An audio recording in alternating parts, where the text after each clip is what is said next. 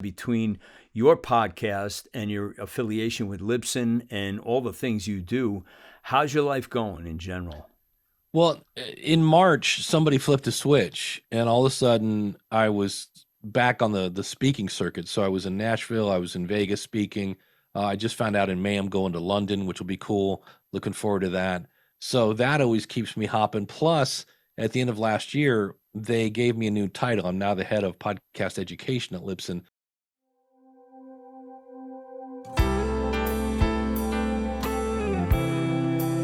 And now here is singer-songwriter, broadcaster, audio-video artist, entertainment agent, and your host. It's the master storyteller himself, James Kevin O'Connor. Hey, all right, back again, yes. So happy to have you guys here with me once again. And before we get into this super guest today, I want you to please forward this show to somebody who would really like the value that we have packed into this episode. And by the way, if you guys are really digging it, I'd like you to please leave me a review, the show Podcasting Your Global Career, in the iTunes ecosystem. And in the show notes, there's a very simple link that gives you easy instructions. I think it's 3 or 4 steps. It'll take you just a couple of minutes. Can you spare a couple of sentences about the show? Give us 5 stars and why you like the show. I'd appreciate it. Well, today we have a pioneer with us. Dave Jackson's here. He started his podcasting career in 2005 and has launched the School of Podcasting. His School of Podcasting show has over 3.1 million downloads, and he's helped hundreds of people plan, launch, and grow their podcasts. He's even the author of the book, Profit from Your Podcast, and he has just been promoted to Head of Podcast Education at Libsyn, who hosts one of the largest RSS feeds in the business. He was also inducted into the Academy of Podcasters Hall of Fame in 2018.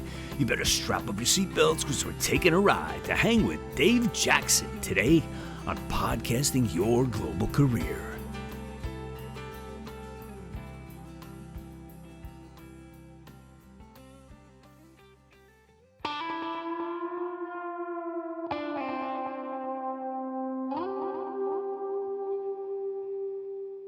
Like, I just did my whole thing. I set up my one playlist as a podcast. But the problem is, and this is where it makes me sound like an old curmudgeon, is it's not a podcast. You can call it a podcast. Yeah. It's not really a podcast. And so that's one where I'm like, it's interesting because you never saw like a guy on TV going, "Oh, I'm doing radio."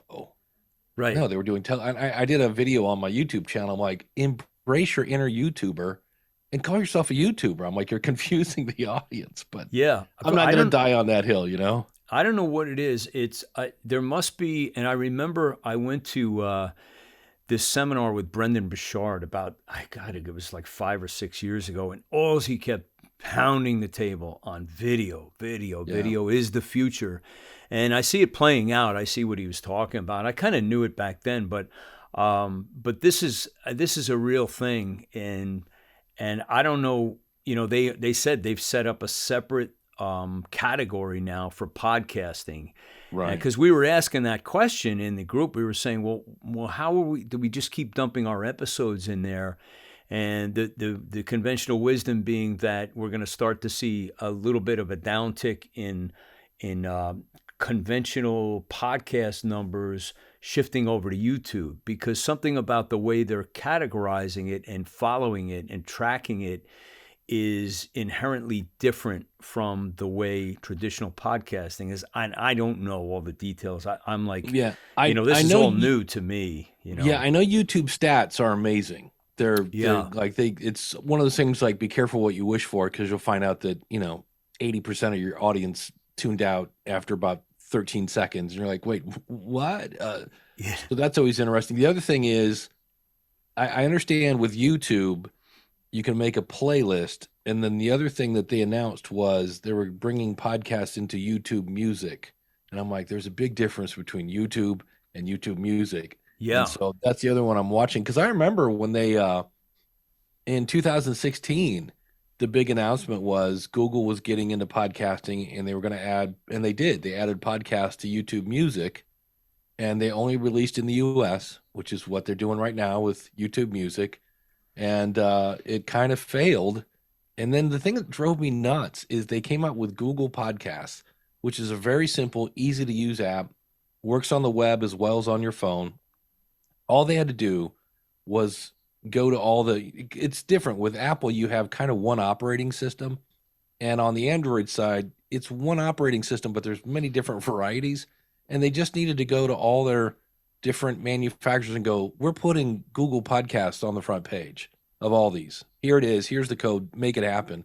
And they didn't. And I'm like, so it was number 3 for the longest time. Google Podcast was number 3. And we're like, all they need to do is put that button right there. And it was there. That was the other thing that's really stupid. It's in the software. Yeah. If you like Googled a podcast, it'd be like, oh, here's some software for it. And you're like, oh. So I'll be interested to see. I am the problem is, if you've been around for a while, you've seen Google do Google Plus, Google Reader. I'm trying to think of some other things they've done that they've just, killed. And so I hope it succeeds. I really do. I'm hoping it's something good for podcasting in general, because if they're going to do everything they say they're going to do, they want to make it a system where the creators get paid better too. Yeah. So we'll see what rolls out. But to your point, what you said earlier was, how do you keep up with everything? Everything is moving so fast that, like you say, you disappear for a week, and man, everything has shifted. Like, yeah, what's really the latest change? And that's where James Cridland is a good source for me of kind of keeping up with what's going on. He does a show called Pod News, and then he does a Pod News Weekly Review where he kind of does a deep dive into all the stories from the week, and he's at podnews.net. And the other thing that's cool about James is backgrounds in radio, and that guy goes all over. I would not want to be Mrs. Cridland, because that guy he'll be in like Indonesia, and then he'll be in Vegas, and then he'll be in who knows where, the UK, and he's covering everything from every angle. And real nice guy, but man, it's hard to keep up. And there are times when people will approach me like, I've got the new bright shiny thing, and I'm like, I have some sort of piece of hardware on my couch right now, and it's some sort of prototype, so there's no directions, and I'm like, what is this and how do I use it? And then you have to figure out what it is, because in some cases I'm like, there's somebody told me about Pod Squeeze today, and I'm like, oh, you mean like Capshow and SwellAI.com and Podmeo? I'm like, it's another upload my episode and it will transcribe, and AI will make a bunch of stuff for me. And I'm like, yeah, been there, done that. Not that that's bad, but I'm like, how many of these do we need? So is there anything special about one that makes it stand out from the other one? So yeah. So before I ask you about School of Podcasting, what are you using these days, Dave? Is as far as like recording, are you on Riverside? Are you on, like, what's your favorite thing to use? My favorite thing, I have, for whatever reason, Riverside has not been great for me, both as a guest and a host. Now, I know other people that swear by it, but for me, not so much. I've used Squadcast is usually what I use, and I don't do the video thing. It has a video, which I like, so I can see that, but most of my stuff is just that. And I always tell people it doesn't matter who you use, whether it's Squadcast or Clean Feed or Zencaster. I mean, the list goes, Zoom, Skype. Have something else recording. Always have two things recording. So for me, that's either a PodTrack P4, or in my case, I got a Rodecaster sitting here, because I lost a recording on Zoom once, and I was like, really? And I mean, I've hundreds of interviews and stuff on Zoom and meetings and all sorts of stuff, and we got done this one time, and it was kind of like, and that's happened before. Usually you go to Zoom and you have to right click and say open this with this, and it continues to do something to the file, and I ended up sending it to Zoom, and they're like, yeah, we're really sorry, this is dead on arrival. And I was like, And so I always tell people, no matter what you're doing for an interview, have something else going, because the more important the guest, the better the chance it's going to get eaten. So I actually used I tried out StreamYard, And it was just not for me. I mean, a lot of the people I talk to, in the Pantheon are using Riverside, and they're using StreamYard. And I mean, I'm a bit old school. Like, I'm with you. I use the Zoom H6 for audio. Yeah. Because I love wave files. As a musician, you know how it is. It's like, I don't want to hear a compression of a compressed show. Right. Well, that's where this thing comes in handy. It's like an H6, because an H6 can be a recorder or it can be an interface. Yeah. This does both, and it gives you separate tracks, and it gives you combined tracks, and you can plug a smartphone into it. So if you have somebody that's like, can I dial in? You can do that. And you can plug it into the computer and use it as an interface. And what's great about it, when I first got this thing, and is that a Sony? Is it Sony or it's a Zoom? It's called a PodTrack P4. Oh, Zoom. And it's got and it's got built-in headphone amplifier. And when I first got this thing, I spent an hour trying to figure out how to turn on mix minus, and it turns out it's built in. And I was like, oh, that's magic, because I've had it where somebody was on via the phone. I had somebody connected via probably Zoom, and then with some people internally, and everybody could hear everybody. And I was like, that's some magical stuff. And what's weird is, like, this is like the size of a checkbook. Yeah. And I've got a sound devices unit in my closet that doesn't quite do everything that this does. And that was probably 5 years ago. And I'm going to say that was $900. Yeah. And this is 150, and it runs on battery. So if I want a podcast from the woods, yeah, you got it. I always call this is the Swiss Army knife of podcasting. Yeah, I really like Zoom visuals. I like the quality of their their Zoom, but for their audio, it just doesn't cut it for me. It's way too compressed, and I can hear that. It just bothers me, and I can pick it out in shows. So what I do is I record on here, but I always use the Zoom H6 audio files for the because I like to take especially if I'm doing a music artist, I make them send me wave files. So everything goes into Logic as a wave file and then gets compressed down at the highest level of MP3. So you get a really good sounding show, at least, Yeah. Not too much extra effort either to do it this way, No, and that's what I love about this. You can, if you want to record it as an MP3, you can, but most people just record as a wave file, because that's the best way to go. When I first started, I was laughing because I was exporting my files in the same format that Adam Curry was. Adam sounded great. I sounded like I was frying bacon in the background. Everything was just like, like, what's... And it's because I recorded it as an MP3, and then I edited it as an MP3 and exported it. And it was like, I just kept compressing it to the point. And I was like, and somebody said, oh, you need to record as a WAV file. And that made a huge difference. So, it's, and I always try to tell these musicians too, I say, why would you spend all that money in this 24-track beautiful studio and, master it at the highest level, and then you send me an MP3? I said, I don't accept MP3s. I accept WAV files only. Yeah. And it takes a while to beat it into people's head if they don't understand podcasting and that cycle of what you have to do. Tell me what's been new for you with both. I mean, you're a really busy guy between your podcast and your affiliation with Libsyn and all the things you do. How's your life going in general? Well, in March, somebody flipped a switch, and all of a sudden I was back on the speaking circuit. So I was in Nashville, I was in Vegas speaking. I just found out in May I'm going to London, which will be cool. Looking forward to that. So that always keeps me hopping. Plus, at the end of last year, they gave me a new title. I'm now the head of podcast education at Libsyn. So I'm still doing tech support, but I'm also now starting to talk them into letting me do one-on-one coaching with people. Because as a support person, I just see people do things. I just want to go, where did you learn that? Like that's nowhere in the Libsyn knowledge base. Yeah, it's probably me on one of those circuits with all my help. Hey, I can't figure this one out. So I'm starting to do. We now scheduled the last Friday of the month. You can sign up at libsyncoaching.com and get some one-on-one coaching with me for Libsyn peeps. And I'm trying to get that to be more than one day a month. It's kind of a beta program, but it's a good beta program because it's full. Like the one for, as we record this, it's March. It's jam packed, and I'm like, we might want to make it a couple more days. This once a month thing Yeah, we have proof of concept, I guess, at this point. So let's move forward. But This is yeah, awesome news. yeah, and then the other thing that's keeping me just always, I mean, every night, I rarely take a night off to just relax, which is probably bad, and watch some TV. I do that on my lunch, I'll sit back and catch some Shark Tank or something like that.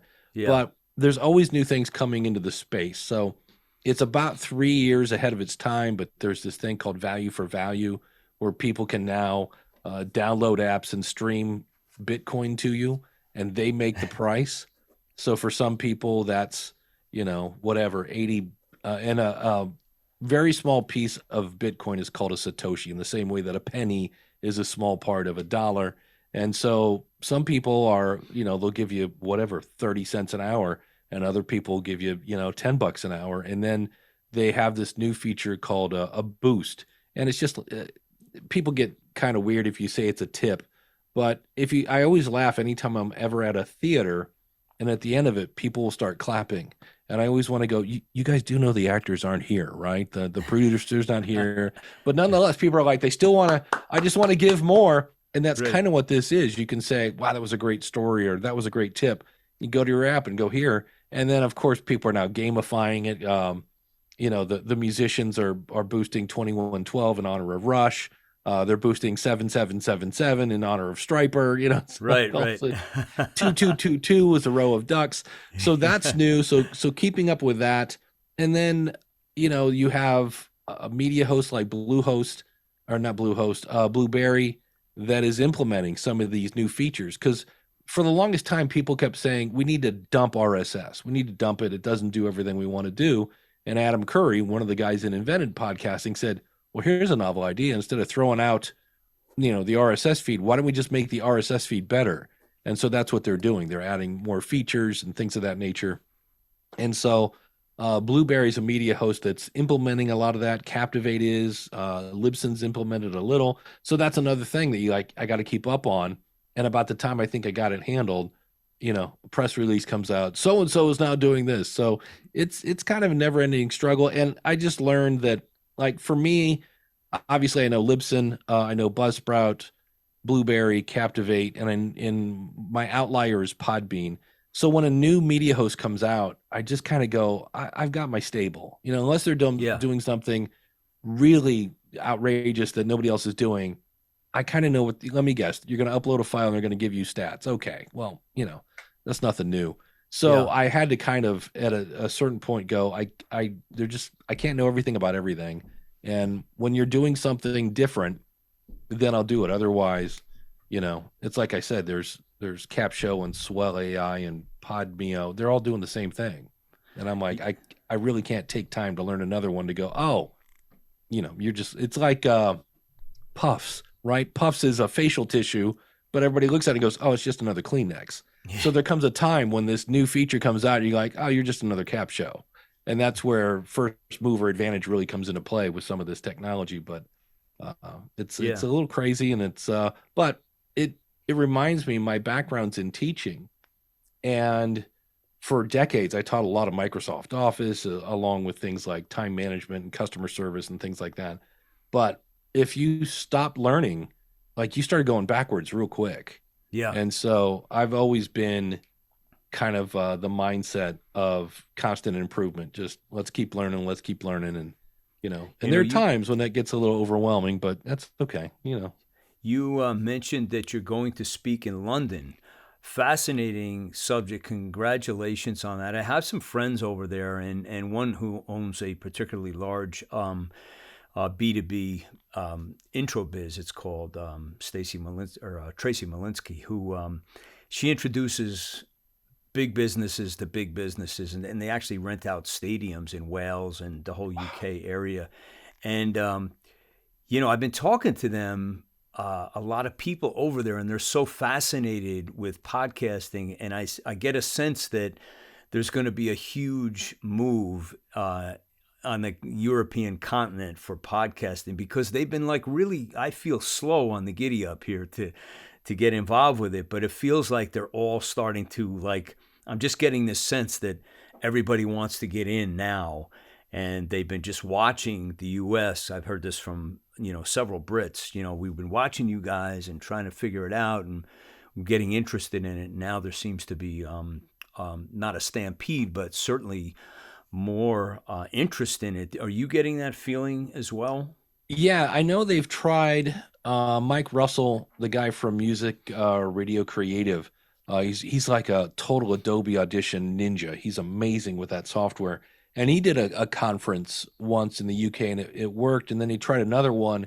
And running a conference there's a lot of risk in that. And I think he came out breaking even, but it was close. And so you need a big bullhorn so that everybody who should come will come. And then you need, to get the right people there. It's just a lot of work. And so I believe they launched this one. I think it's just called the Podcast Show. They did it last year, and I think about 3,000 people showed up. And one representative from Libsyn went over and was like, "Oh, this is like legit. This isn't, they got a lot, they had the right people working the right ways." And so from what I hear this year, I've heard, I'm not sure, take it with a grain of salt, but I've heard close to 5,000 they're expecting this year. Yeah. So when Libsyn decided that they were going to have a booth there and be a vendor, I was like, I don't have any wife or kids or dogs. I can go anywhere, anytime, and no one will miss me. And so they told me last week, they're like, "All right, you got a passport, buddy?" I go, "I do, and it's up to date." So, said, "All right, you're going to London." I'm like, "That'd be great." And that's great. What's the date that you're going? It's May 20 through the something. I want to say 25th through the 27th. Okay, is the event. Yeah. And do you know where it's going to be happening? Is it at I don't. I just know it's in London, and I was ecstatic to go, and that's about as far as I got. Yeah, because I want to make an introduction or two if I can while you're over there. It's always helpful. I can get you the details here. It is. I was close. May 24th and the 25th, at the Business Design Center in Islington, London. So. Okay, great. But that's the fun thing is half my audience. I know Colin Gray he's I believe in Scotland. I've got Craig who does the Ingleus podcast. He's a Brit living in Spain, which I realize Spain is not, but nonetheless, he's a Brit. And he makes a living teaching English in Spain, but he's a podcaster. I'm assuming Mark Asquith from Captivate will be there, and Danny will probably be there from Captivate. So I know, even though I work for Libsyn, I know everybody in the podcasting, or I try to know everybody in the podcasting space. So yeah. And then I'm sure there'll be a bunch of new things that, when you jump across the pond, it's not cheap. So yeah, I'm looking forward to meeting some new friends and starting some new relationships and getting to know all sorts of people there. So that's great. So tell me about your show. How are you doing with it, given the travel? What's your frequency? Are you just podcasting whenever you're in the mood? Are you trying to keep up the schedule, or how does it go for you? Yeah, I have not missed a Monday in 17 years. Wow. And part of that is like this weekend, I've got a friend coming in. And so I'm going to record my podcast tonight because normally I do it on Sunday. I know a lot of people batch record, and I get that, but that is not me. Yeah. And so I know what my topic's going to be, and tonight I'm going to kind of put it together, and probably Sunday night I'll still probably publish it. But I just plan ahead. And when I was in Nashville last weekend, I recorded it ahead of time when I was in Vegas the week before. So it was just a case where and what's great is because I'm literally face to face, when you can tell me the eye color of your audience, you're in the right place. And so I had some people ask me a while back, like, should my podcast have a newsletter? And so I interviewed a bunch of newsletter gurus and put that all together. Now that particular episode took easily 10 hours to assemble it all together. But on the other hand, I had a bunch of people say that was a really good episode. And I was like, shocking. More work, a little more detailed, focused, niche. People really liked it. And then you outsource everything, Dave? I'm an army of one. I'm kind of a creative guy. I'm a guitar player too. So I really like the editing part because I can shape in little mood music or a couple sound effects or things like that. So I wish I could outsource it. I probably should. I might. Yeah. I started yet another podcast with a friend of mine, and I think I'm going to outsource that because it's very factual.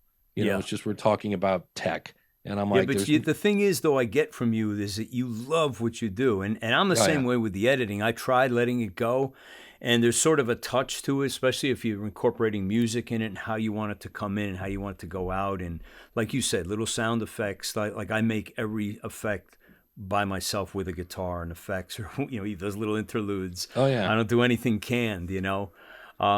Tell me, what is the plan for you over the next year? You just mentioned you're starting another podcast. You're with Libsyn. You're speaking. Are you going to continue to expand your role like it seems like you're doing with these speaking engagements? Yeah, what I did was, and people said, well, you can't do that. It doesn't scale. And I go, I'm going to do it until I have a problem. And that was at the end of last year. What I really love doing is I do group coaching with the School of Podcasting. And I was out knocking on doors, trying to get that one-on, let's do an hour of consulting here. And that's because that's big bucks, right? I can charge a lot for that. Yeah. But it was a lot of door knocking and a lot of answering of a lot of questions for free to get that one consulting call. And then they'd be gone. And I was like, man, I'm spending a lot of time on this. And I said, you know what? I love doing one-on-one coaching. And I already have people who are giving me money, right? The members of the... So what I'm going to do is I'm going to offer you unlimited consulting when you join the School of Podcasting. And everybody said, you can't do that. And I'm like, why? Because there's only one of you. And I go, you know what? I'm going to do it until it becomes a problem. I said, let's see if it becomes a problem. And it's interesting because it's one of those things you have to be careful when you price yourself, because if you price yourself too low, people think either A, that's not any good because he should be charging more, or B, it just creates this problem. So I remember I had a guy show up and he said, well, how do I schedule coaching with you? I'm like, oh, it's right inside. I have an area called Student Services. I go, the link's right there. And he goes, okay, so I could schedule something for Monday. And I go, yeah. And he goes, and then how long do I have to wait till I can schedule again? I go, when you want to have another schedule? And he goes, maybe Friday. I go, okay. And it's like, he could just see him going, that can't be right. And I said, look, I'm going to do this until it becomes a problem. Yeah. And I said, it's weird and I was it's a joke, but it's not a joke. I don't have a wife. I don't have kids. This is my passion. It's my hobby. My sister-in-law always goes, you're a workaholic. I go, you don't realize when I'm talking to somebody and I'm coaching them through something, that's fun to me. Yeah. I go, that's like golfing, And I said, and when I walk somebody through the imposter syndrome and nobody's going to listen to me, and then I get them to jump through, and 3 weeks later, they're like, I can't believe all these people are listening to my show. That to me puts so much gas in my tank, as much as, any other kind of hobby I would have. And so it's allowing me to build more relationships with the people that are in the membership of the School of Podcasting. I'm not doing sales as much as I used to. Not that I hated that, but I'm a teacher, not a salesman. So I get much more fulfillment out of helping people. And then it's starting to do what I wanted it to do, which was my sales staff is now the members of the School of Podcasting. Yeah. And they're like, this is the place you got to go. What is the best place that we can get people to reach out to you, Dave, to connect with you on all of the value that you bring to podcasting, your school, everything? How can we reach you? Yeah, the website, again, schoolofpodcasting.com. Everything from me is there, whether it's if you want to reach out and contact me, if you want to hire me for one-on-one consulting, I still do that. It's there if you want it. And I always tell people, it's cheaper if you just buy a month at the School of Podcasting. And they're like, really? And I'm like, yeah. We'll blow through it and go through that. But everything's out at schoolofpodcasting.com. Get more value that way, yeah, for sure. Last words of wisdom before we say our goodbyes here. What would you like to say to anybody who's been contemplating the idea of getting into podcasting, or maybe they're on the fence? Anything that you can give them that would help them make that decision to just go ahead and start one? Yeah, Tom Hanks, Garth Brooks, Meryl Streep all have imposter syndrome. Tom Hanks is convinced he's a fraud. So if you feel that same way, nobody's going to listen to me. You are right where everybody else is. 70% of people have that. You also don't have to spend $1 gazillion. It does not have to be video. So many people are like, oh, I got to do a YouTube and then pull the audio out. Nope. Bill Maher has a podcast. He only promoted the video side of it, and the audio is outperforming it 10-1. So as much as people are going, video's the thing. No, it's not.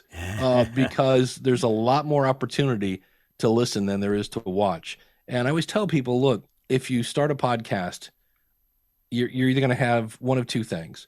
You're going to end up with a great podcast in a community and all sorts of opportunities, or you're going to end up with a great story about that time when you started a podcast.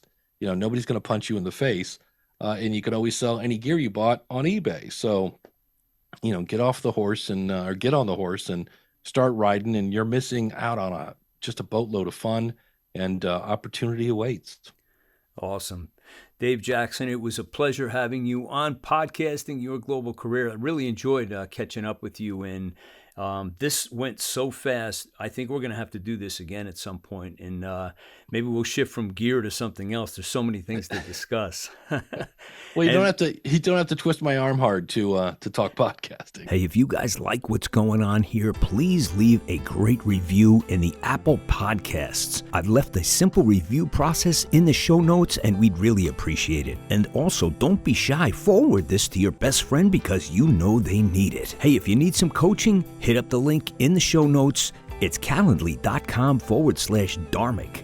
And you can take a little chance with me, and I'll get you on your way. That's a wrap for me today. I'm your host, James Kevin O'Connor. So until the next time when we meet again, I'll either see you on the socials or I'll see you from the stage. Ride on, baby, won't you take a ride with me?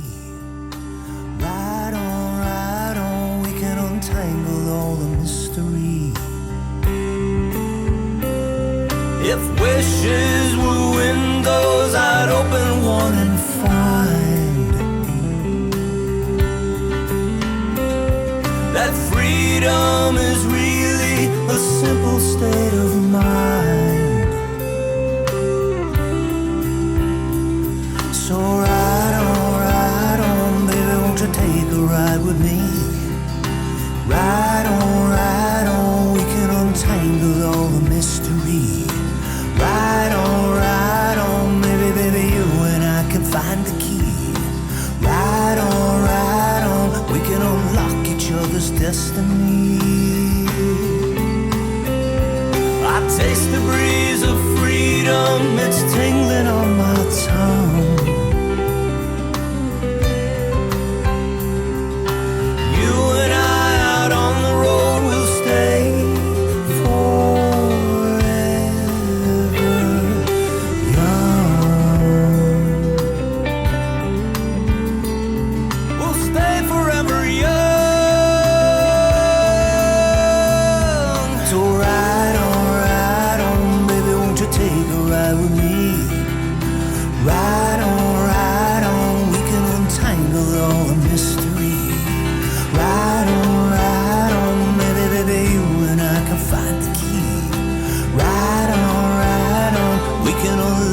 other's destiny. I'll take you places that you've never seen. I'll take you places that you never dreamed. I'll take you places that were pictures in your mind. I'll take you places